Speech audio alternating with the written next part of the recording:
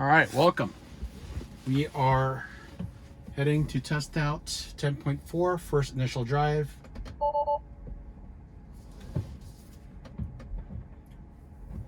Auto steer temporarily unavailable. Okay. Means it's on manual. All right. I guess I wasn't able to engage it off my driveway. 10.31 I was able to do so. So trying to see what it does. This version has had reports that it sees bumps. I don't know if it sees dips. I doubt it. But here's the dip that we normally go to. It's not seeing it. Dialing down, and there we go. Bouncing up again. All right. It likes to go up there and make a right based on the navigation, but we are going to try to see if I can force it to make the right turn. It's not making an identification to do so, so we're going to do that ourselves. And when it changes its navigation here, we should be good. Let's go to guidance. There you go. So we are doing our initialization drive for each release of FSD Beta. I do the same drive over and over again. We test out going from a stop sign to the highway.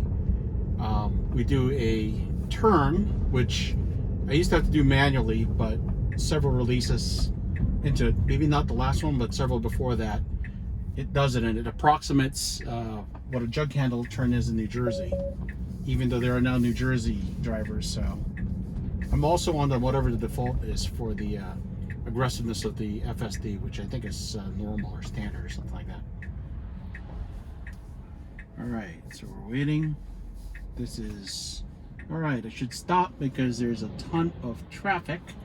That first car was the first, not the last, so it shouldn't go on its own for quite a while. So you have me for a while. We're going like I said, so next step is to get on the highway, and then before we get into any speed, we exit. We make a loop-to-loop, and we head towards the roundabout, the large roundabout here in Long Beach, which I've been testing for since the start of 10.0. Actually publishing since the start of 10.0. It didn't do so well from earlier releases, 8 point whatever, 9 point whatever, all the ones I've had since last year. So we're just waiting on those. And then from that point, we'll try to go to the intersection of 3 streets, which has its own challenges as well.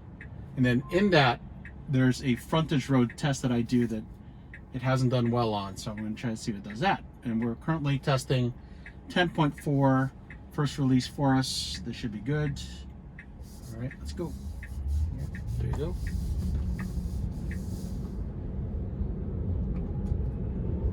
Okay, it's doing okay. Should hand off from here to, so now we're on EAP. This is about where I would take over. Okay, that was pretty hard braking for this thing. I've disengaged, cancel.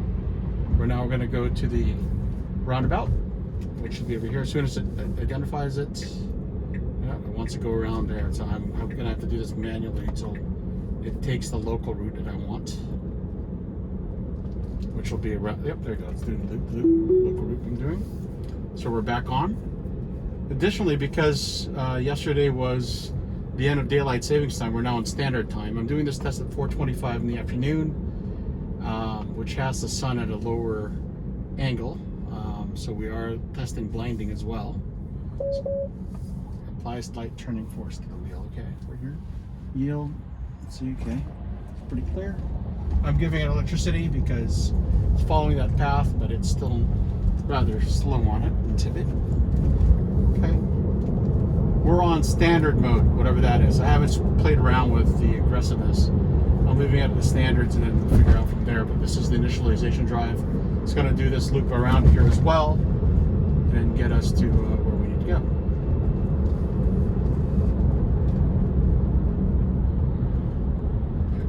Alright. It's really slow on this turn. Maybe I need to put it on more aggressive settings, but I'm giving it electricity at this moment. And then, okay, now it's picking up. All right, so now we're going to go back onto the expressway that we exited from, going the opposite direction to get towards the roundabout.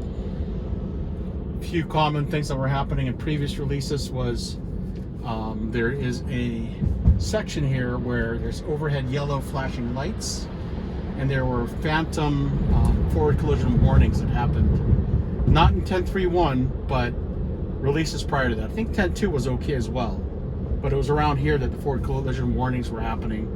Fake ones, because it kept doing it, but it looks like that's been solved. And then you've got the flashing yellows on top, which is showing here. And we have the stop light, which it's taken care of, so that's doing pretty good as well. All right, so we are waiting for the light to change. That's pretty good, actually. So this is on 10.4.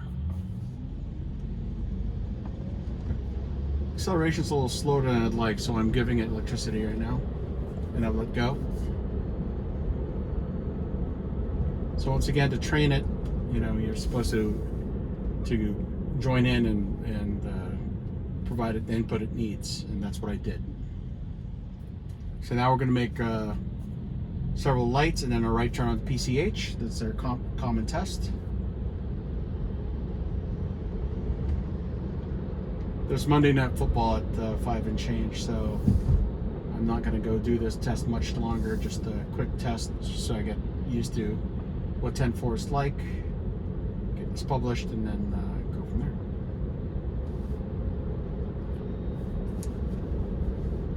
If you want to be notified of my videos, just like, subscribe, or follow me on Twitter at Dennis_P. It's really the best way, because I tend to tweet more than I do these things, but YouTube does have that automatic publishing thing. But if you do that, you could get notified of other things that I'm doing, which typically just some non-Tesla related or non-FSD related stuff. Wouldn't consider myself a YouTuber, so I mean, you can tell I'm using a phone to shoot this video, for crying out loud. And for my phone mount, for my mount, I'm using a phone mount to mount the phone upside down from the glass roof. All right, now we're going straight. Yep. I had to disengage there because I think I wanted to brake and then I wanted to jump it, but I didn't want to be bad, so I forcibly disengaged by hitting the stop. See, we're not on FSD right now because I didn't turn it on. So I'm going to turn it off at this moment and start it again when we're going to do the rest of this initialization drive.